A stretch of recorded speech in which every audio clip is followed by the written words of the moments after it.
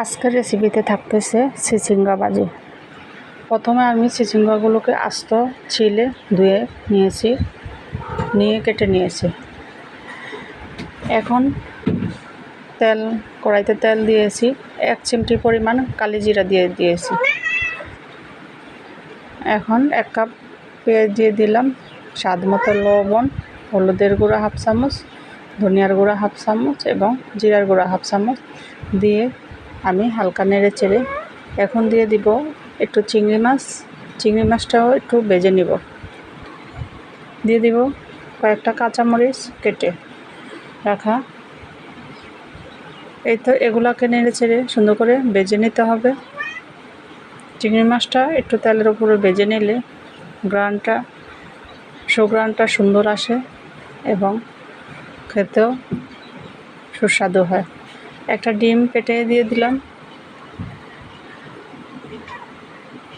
ডিমটা দিয়ে এখন এই সবগুলো মশলা সুন্দরভাবে আরেকটু নেড়ে চেড়ে নিতে হবে।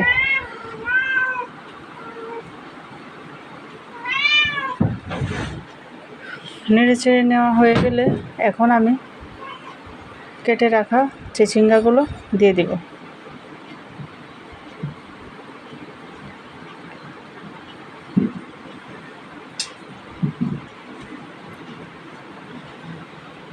চিচিঙ্গাগুলো দিয়ে সুন্দর করে নেড়ে ছেড়ে ভালোভাবে ঢাকনা দিয়ে ঢেকে রাখতে হবে 2 মিনিট সিদ্ধ হওয়ার জন্য।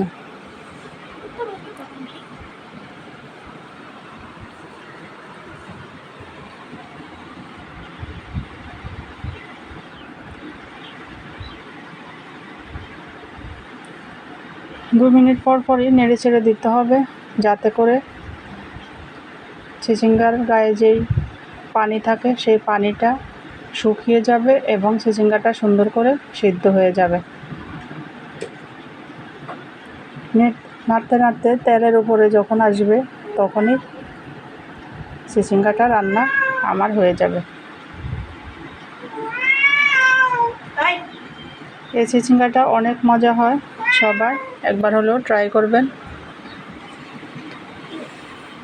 আল্লাহ হাফেজ, ভালো থাকেন।